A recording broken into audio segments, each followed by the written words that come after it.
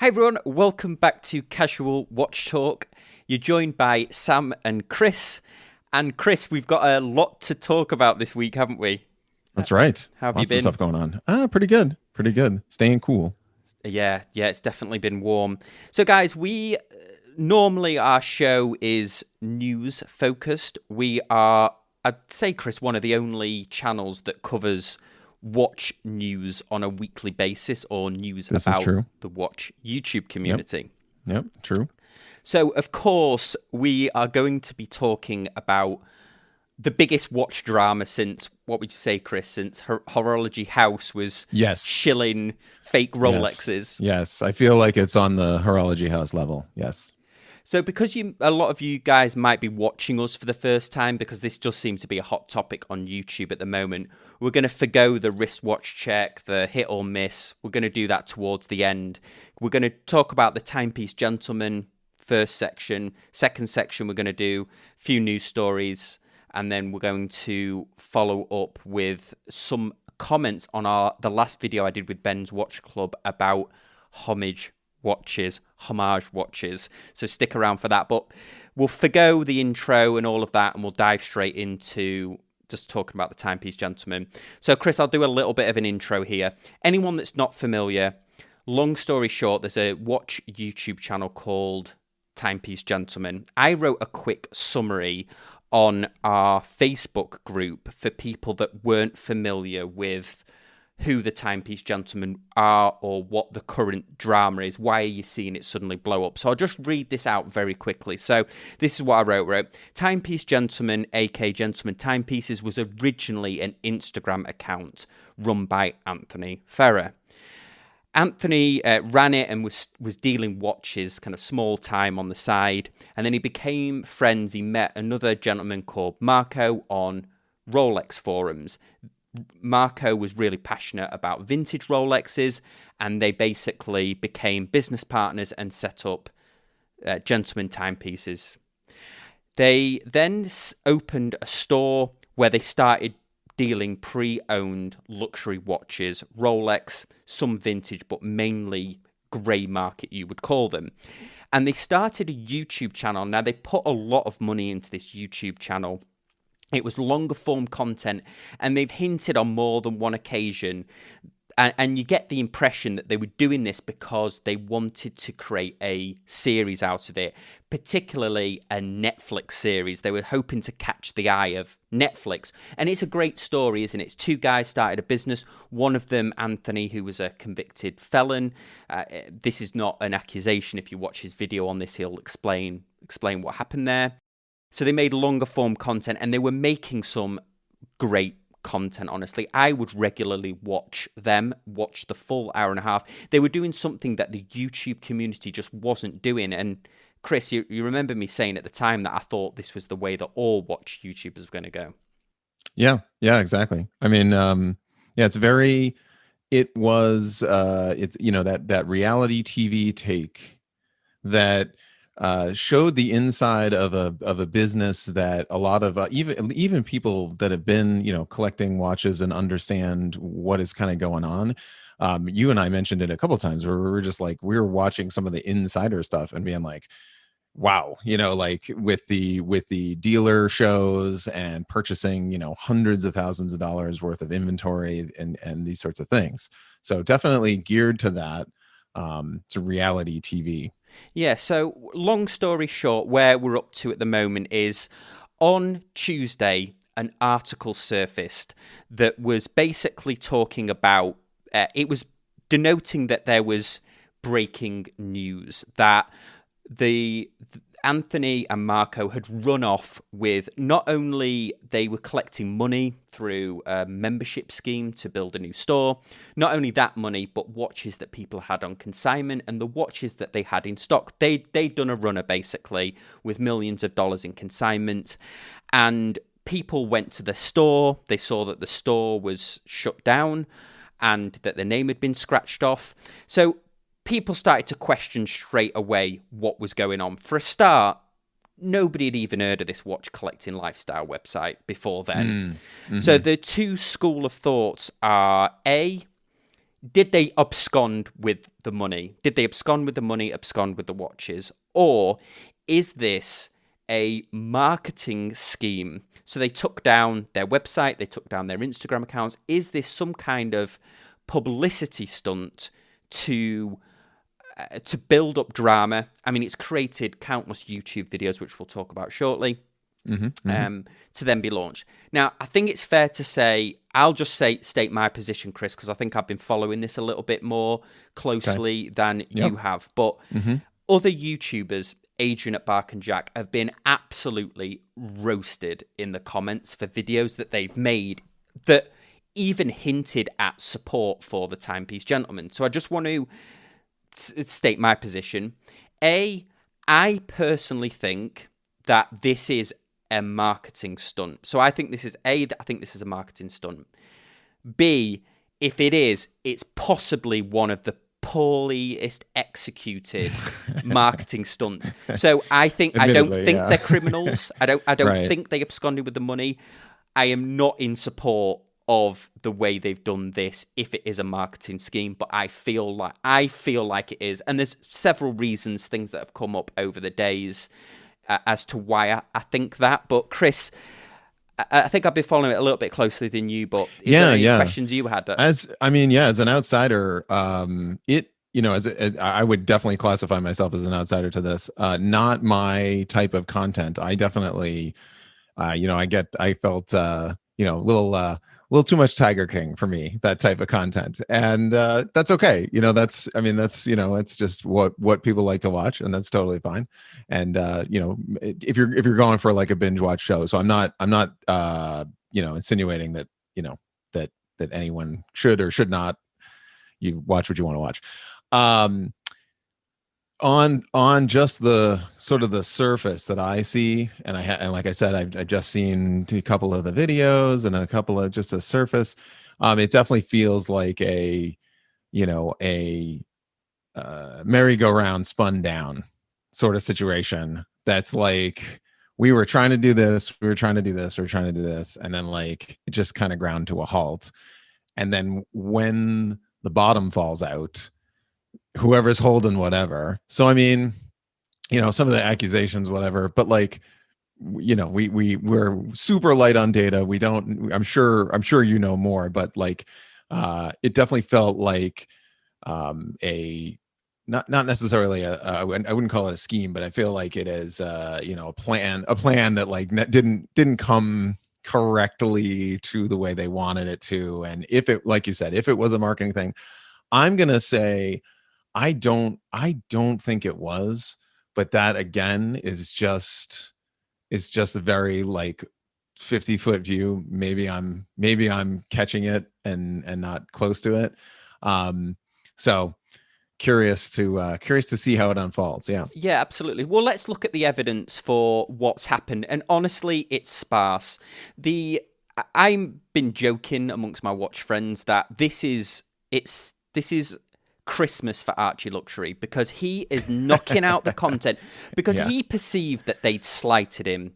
He made a video, he reached out to them for a collab, then he made a video that was very accusatory of Anthony, didn't paint him in a very good light, and then the Timepiece Gentlemen invited Archie on to a live stream, and of course, Archie did his character that he plays, his Archie Luxury character. Right. Yes. Yeah. That's a good way to, and that's important, because I think it's important that you recognize that, because I think that, if you're looking at this from the outside, it's doing exactly what it should if it was a web show, where you see this guy and he's all wound up about something, he's shouting and watches, and it's in some drama, and you're like, oh, I'm interested in this.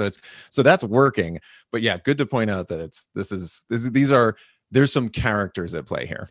Yeah, absolutely. And Archie's got to be very careful that once you start pissing on somebody's grave, it's very hard to walk that back if you need to, right. Or you certainly offer yourself up for a microscopic view from people. So let's look at the evidence so far, and it is sparse. We've been communicating on our YouTube channel about the evidence, but essentially you've got that they've not been on social media at all. Their YouTube channel is still up, and they can't be contacted. Also, the evidence that this might be a marketing stunt is the fact that out of all of the consignment pieces that they had, there's only anecdotal reports that people who have consignment pieces have not been able to get hold of them. Right. Some people have posted things on Reddit. That is a concern, obviously, but there hasn't seemed to be anybody that's officially posted a police report, for example, that they're consignment watch. If you were to, and not to draw parallels here, but just as a horology house, exactly, where very shortly afterwards we had receipts, and we had folks actually, stating like, I received this, and I questioned this and brought this to their attention. So and they posted they posted the interactions with him, didn't they? The chats. I mean, I've been following this TPG drama channel seems to be the one on Reddit that I've been following. It seems to be keeping a blow by blow. r/watches, I assume.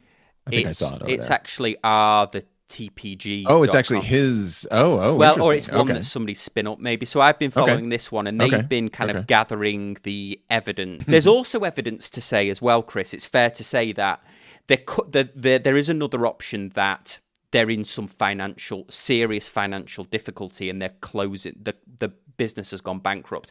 The evidence for that is obviously, if that is the case, the evidence is all over YouTube. You only have to watch one of the videos to see. They're like the restaurants that they've gone to, the money that they're spending at that restaurant. Yeah. I mean, there's some YouTube magic that you can do, certainly to embellish, but there's money there. Oh, and you make a great point as well, Chris. Like, a channel of their size is big. They're getting 100,000 views a video, but boy, 100,000 views in ad revenue, it's next to nothing. They don't have sponsors. They're using the Google ad revenue. They have not got a lot of subscribers. For a watch channel, they're huge. You could make pizzas every week and film it, and you would be bigger than a watch YouTube channel. It's just the nature of the just the nature of the game. So they're not raking it in. Yeah, it's not a $10,000 dinner. It's not that. 100%. Yeah, exactly. Good to kind of key everybody's, because I think a lot of people are like, they watch those like, how much will I make in YouTube, right? And then that's like a clickbait in itself. And just look. So it's good to calibrate everybody's like, guys, it's $100,000. It's 100,000 views. That's not $100,000. No, that's $100. That's like it's literally depending on your. I know I can't say my CPM, but you're not far off maybe. But so the whole idea of the channel. It wasn't a channel like a lot of the watch dealers have channels to promote their business, and inadvertently they did. But I always felt that they were kind of faking it till they made it. They were looking for this kind of Netflix deal or a kind of flying, and they're two characters. They could have made this, and maybe who knows, that might be an option. Maybe they shut everything down because of this. But anyway, so that's the evidence for maybe they've gone bankrupt. The evidence that this is a marketing tactic, a publicity stunt, is their lawyer went onto the local. It made it onto the local news, the local Dallas news. I heard about that. So what's that angle? Well, they local Dallas news reported it. It was big news in Dallas at the moment, and their lawyer came on and said this is not what it seems like. All of their clients who they owe money to, and Roman over at the Grey Market said that Anthony had wired him the money that he owed him, and these dealers haven't heard of anybody that Anthony owes money to another dealer and they haven't paid it. So nobody's reporting that of the dealers. Having said that, I mean, Federico did a great video on this. The Roman did it. Eric at Watch Eric was talking about this. That this, even if it is a marketing tactic, this void that's been created this week, this abundance of news, it's affecting everyone in the grey market because people are gravitating towards this. They absconded with the money, and if so, then people are. I mean, Federico talked about it quite passionately about the fact that he's being asked for "How can I trust you?" type of questions. Yeah, like tax documentation and things like that, and you're just like, yeesh. Yeah, interesting. Okay, so bankrupt, poorly executed marketing plan, and then, or they've done what it seems like that first article. Oh, absolutely. And there's a school of thought. I mean, there's all these conspiracy theories that are blown up. Like, did they plant the article? Right. If so, I mean, it was very self-deprecating. Paul Thorpe did a great video the morning afterwards. I mean, he was visibly upset, and he also joined. Yeah. There was a live stream with Watch Eric and Roman. Paul Thorpe joined towards the end. Nico, they did a live stream, and some of them were visibly upset. And that live stream, well, first of all, it got took down and re-edited because. I don't know if you knew this, but there was a gun presented on the screen. Oh yeah, I saw something about that on the Reddit channel, on the Reddit forum, and I was like, what is going on? Like, I'm going through, like, it again, it would be a good Netflix special, because you're just like, it's better than life, and the spin-offs.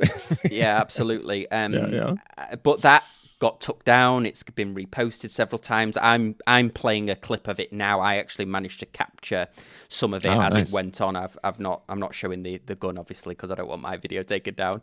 Right. So there's a lot of drama. Really, nobody knows anything until they pop back up. Somebody took a picture of Anthony in a restaurant, but Archie believes that this was just another element that's been posted. Yeah. Now, there is a school of thought, and I believe that they'll probably come back and there'll be some kind of surprise. But honestly, whatever that surprise, I can't think of a surprise scenario that will undo the unfortunate damage I suspect they have done to their reputation because of this.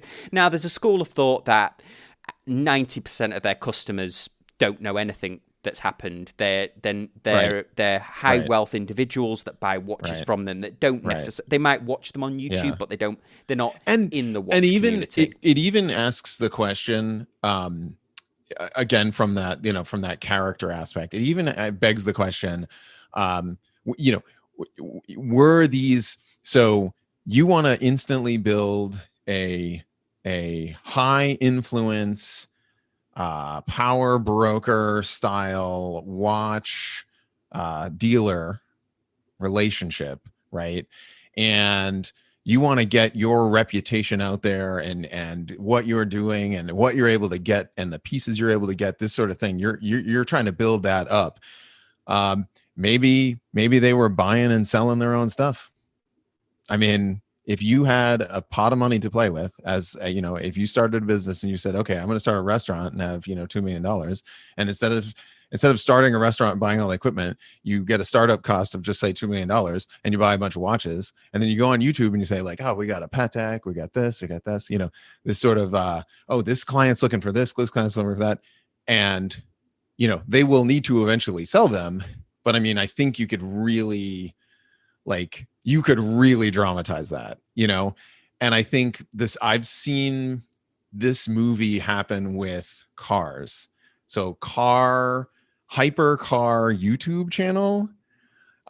For those interested in, for those who also love cars, you've seen this, where Tyler gets a hold of the Fast and Furious car, or whoever gets a hold of some crazy hypercar that they got on sale and they purchased and they're going to sell to someone, or they've got a dealer relationship with this sort of thing. And you're like, at some point, down the road, you find out like, oh yeah, no, that was like, this was all set up, or like this is just his character, this person. Dan Blazarian as well, the very famous, he was kind of Mr. Instagram at one time. He had this very luxurious, over the top lifestyle in it. He was being bankrolled, I'm not. All of this is speculation. Guys. Again, I'm just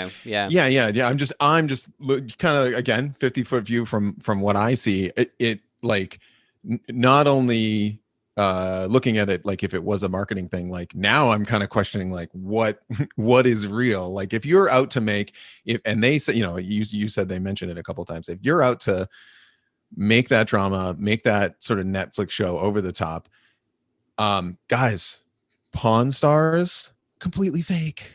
Like that show, completely fake. Of course, if anyone watched it in the first 3 seasons, they were like, "No, it's not fake. Those are real people, and those real people come in." And I mean, I was just watching the Donut Media video on Pimp My Ride, and all the Pimp My Ride stuff was all set up like it was not their house, and it was not necessarily their car, and it didn't take 3 days, and this sort of stuff. So knowing that element of this would not surprise me. So I think, yeah, maybe you convinced me a little bit on the marketing front. Yeah, and we've got nothing more to offer to this. There's definitely YouTubers that are vomiting content all over the place on this. We're not trying to jump on the bandwagon. It's that we're one of the few YouTube channels that is Kris and I only talk about watch news and YouTube watch review community news. So that's why we felt like we had to cover it. We're not trying to grandstand here or anything that we've got any more details than everyone else, but we just felt that we needed to talk about it. So anyway, Kris, let's should we kick off with the normal part of the show as well? I mean, we might as well. Do you want to do a wristwatch check, shall we? Yeah, let's do it. I have the hotly anticipated Citizen CA7040. Let me pull up and I will send you some pictures of that. But that is finally showed up. It showed up. It's funny, we were complaining in the last show we did before you did the interview with Ben. It was complaining like, oh, it wasn't here, whatever. And I think I posted the whole rundown. And the next day, in a very beat up box, which we'll show you guys a picture of it. We were over on discussing it on the Facebook group. Surprised it was in good shape. But Citizen Eco Drive chronograph. First up, I'll just address the TJ elephant in the room. I cannot for the life of me see the subdial. Hold on, let me. Oh yes. The 60-second subdial. Yeah, no idea. Unfortunately, it doesn't do the, how, and this is a little inside movement stuff. On the 7750 chronograph, the subdials actually will tick over. So your, when you go your 30-minute counter, it doesn't slowly sweep from 0 to 1 minute and on to 30. It will actually go click to 1 minute, click to 2 minute, click to 3 minutes. So you can look down and you can easily identify, okay, it's, been 3 minutes or whatever it is. And it's obviously it's the 30-minute register instead of a 60-minute register, a lot easier to see. In this case, this movement that Citizen is using, the 60-minute subdial does not click. It slowly rolls. So it is next to impossible. Because if you look down at, let's say, 2 minutes and 32 seconds, you're somewhere in between 0 and 5, and it's very hard to tell what, am I 2 minutes and tracking, or 3 minutes? Besides that one niggle, it's great. It's a grab and go. It's lighter than I thought it was going to be. The brushing on it is nice. The knurling on the crown is great. 20 millimeter lug width, just like we always wanted. Super cool pilot watch. I feel like I'm going in Sam's direction, which is having a dependable quartz grab and go in the watch box that I know is just going to be running. And I wore it for about a week, and then I switched over to something else, and then I picked it up again because I just knew it was going to be fine, whatever. And took it to a day trip to San Diego with my parents, and really cool. Yeah, really cool. So I'm enjoying it. I posted pictures. I'll send them over to Sam, and And we can certainly, appreciate everybody's rooting on the shipping services over in the Facebook group. So it's Awesome. Good times. Yeah, well, I mean, I just so happen to be wearing at the moment that G-Shock that I modded, so the solar 5600 series. But really what I've been wearing this week is my Breitling, because I was traveling, so hence the reason why this podcast is this show is late, everyone. Because it's just a great travel watch, that B1. Yeah. You can quickly flip the time zone, you can change the hour hand, extremely accurate. We've joked about this before. The alarm would wake the dead, so especially good when you're changing time zones. Although I actually went back to the West Coast, so I gained the 3 hours, a little bit extra in bed in the morning. But yeah, great. That B1's probably the best travel watch that I've had. It looks really big, but it's not actually that noticeable because of the Breitling bracelet. And the way the lug to lug is the distance is pretty good. And the bracelet's great. So yeah, absolutely. Well, might as well, if we're sticking to the normal watch news format, the normal show format, why don't we do another thrilling episode of Hit or Miss? Well, Kris, we've got for your delight the Tudor BB58, but this one is in bronze. So we saw a slew of these coming over from Watches and Wonders. We saw the silver cased one, we saw a gold one, and now we've got the bronze. So what do you think of this? Do you think this is going to be a hit? Yeah, I have some questions first. Absolutely. So first question is stabilized bronze, so it will not lose, or it will just slightly patina. That's probably my number one question. And for those of you not knowing anything about bronze watches, we had a rash of them for the last couple of years. Bronze is very popular, made very popular again. And there's sort of two schools of thought, that it is, allowed to patina, so it'll pick up the dark colors and potentially even the greens and blues and barnacles and whatever else that you pick up when you're diving with it. Or a stabilized bronze, which will maintain that color throughout its life. It'll darken a little bit, but it won't completely change color. If you what is it? You crack an egg on it? What's the secret to color up a bronze watch? You basically you put it in a bag with boiled eggs, don't you? That's right. The sulfur reacts with it. Yeah. So you're looking at 4,525. I couldn't actually find out whether it's stabilized bronze, but it's cost. All right, let me see. Stabilized bronze. I will find it. Yeah, you find it while we look at some pictures. I think they've done a good job of this. It's got a new clasp on it as well. I like the look of it, but again, my thing is, I wish I would be all over I had a Black Bay 58, and I would honestly be all over it again if they had the date on it. I've just become a real stickler now for the date on watches. I'm a datist as Mike France over at Christopher Ward called me on that right. That show that we did. Yeah.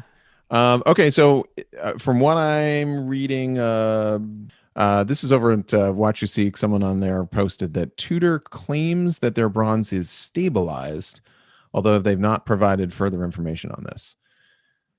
So maybe they didn't patent a method for it, but they're claiming stabilized. So that would mean that this would stay its color, and that for me would make it a hit. Yeah, I definitely like the look of it as well, to be honest. I think it's going to be a hit for them. I don't necessarily like it, but I think it is going to be a hit for them. Well, the only other story I wanted to mention, and then we'll talk about the upload that Ben and I did about Homage watches, because it generated probably the most comments that I've had on a video for a very long time. So Kris will definitely have a discussion about that. But whilst we're talking about the news, Timex released some Waterbury watches, which I thought was worth mentioning because I actually think they did a great job of these.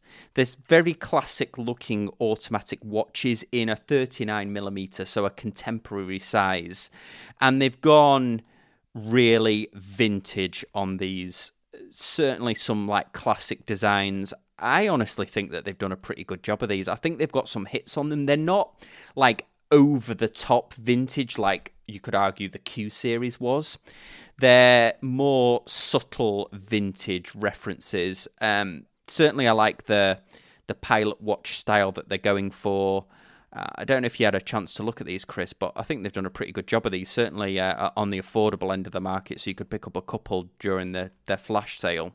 Yeah, I did see a couple, and I think it's interesting. Timex is really taking advantage of its power.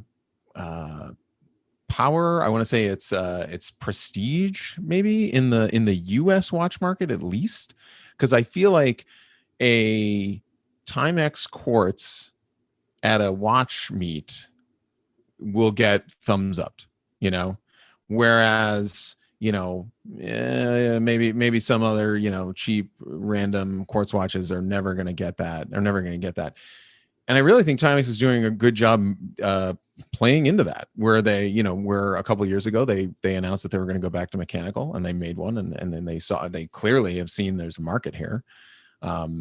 So this is great. More inexpensive entry level mechanical. I think is good from a company that makes decent stuff. I mean, I don't think it's over the top. I mean, I've had the Weekender quartz. I've handled a bunch of their stuff and some of their chronographs.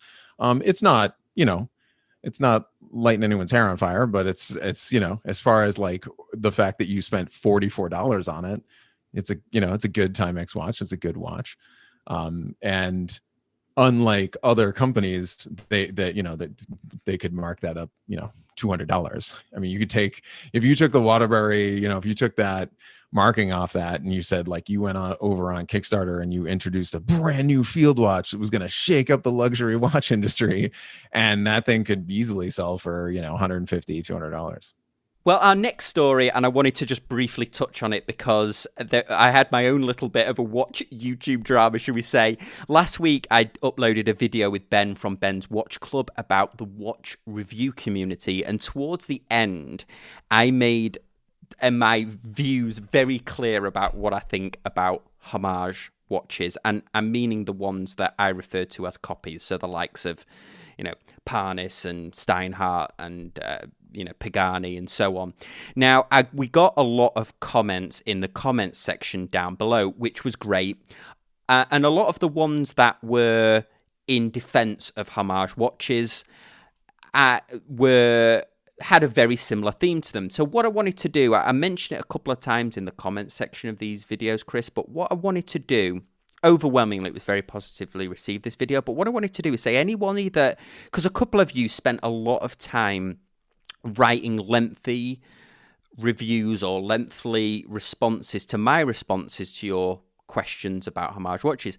I just wanted to do an open invite. If anybody wants to come on and do the counter to our argument about Homage watches, that they don't really interest me or serve a purpose in the watch collecting community, was my view of it. If you want to come on and give the opposing view, you are more than welcome on the channel. So hit me up on the Facebook group, or you're welcome to email me, thecasualwatchreview@gmail.com. For our next story, Kris and I don't half give some stick to Seiko. It's fair to say, isn't it, Kris? Yep. I'm happy about this. But we might have what do you think? Have we got a bit of a redemption story on? Are we going to have to eat some of our words from the last couple of weeks? Okay, so I will say that are Seiko listening? Here's your thumbnail. Is Seiko listening? Because that's absolutely how I feel. And so this one's good. I think, and let us just show you guys. We'll stop teasing this, shall we? But Seiko. Recently, we felt that they have been knocking out watches very overpriced for what they are. Specs versus the movements, and specs versus the price didn't seem to add up. But they sneaked in this one. Teddy Balbazar, you were just saying, Kris, did a video on this, and they knocked this field watch out. That is not only a thing of beauty from the photos, but $275, Chris. Like, have they lost their minds? Like, I know, right? They would have, like, a couple of months ago, this would have been a limited edition and been $700. Yeah, right. Yeah, like based on their past marketing pricing stuff. I mean, this is great. So if you guys haven't seen this, this new Seiko 5 Field Watch, check it out. Big things of note. So applied indices. Again, this is a $275 watch. So like, okay, cool. Applied indices, and it has hand winding and hacking. So it's a true field watch with, military style field watch where you can hack the seconds. And I feel like if it didn't have that, they would get, I don't think that they would get negative press from that. But the fact that they have it, I'm here to applaud them. I'm here to applaud Seiko for this. This is great. And the 4R36, if they haven't like allegedly messed it up by over lubricating it, or it's got through quality control okay, my own opinion, then it's a great movement. It's the NH36 day and date movement. It's a great choice. I think they've knocked this. I think they've knocked credit where credit's due. Exactly. Yes. As much as we want to, pick apart every little thing. No, I think this is perfect. I think this is what we want to see from Seiko. Yes, they do have better movements, but for this price point, perfect. Yes, they can certainly upgrade to Sapphire and things like that, but again, it's perfect. Yeah, I totally agree. And I was noticing as well on eBay that there's a few that have cropped up. They might be Japanese domestic models, but they've got some nice color variants as well. I've noticed a blue one. In fact, there's I've actually got it up on eBay here. So let me just quickly show you this on eBay. There's a lovely one that looks like it's blue. And the thing is as well, I've never seen a Seiko dial I didn't like. So this blue looks, fairly muted here, but I bet you it's an absolute stunner. I bet that's their sunburst. I would not be surprised if that's their sunburst blue. And I'm sure it looks great in person. As a watch modder, I'm super excited about, I would love to, this is a great platform. $220. I mean, I feel like if you love this and you really were going to beat it up, go get the $40 piece of Sapphire, have someone like me pop that in for you. And I mean, you're good to go. So that's a great point. Actually, this could really be a modder's dream, but I mean, the hands look good, incredible as they are. I think they've done a fantastic job of it. So credit where credit's due. Well, anyway, guys, that was our little episode of This Week in Watches, your premier news watch channel on eBay.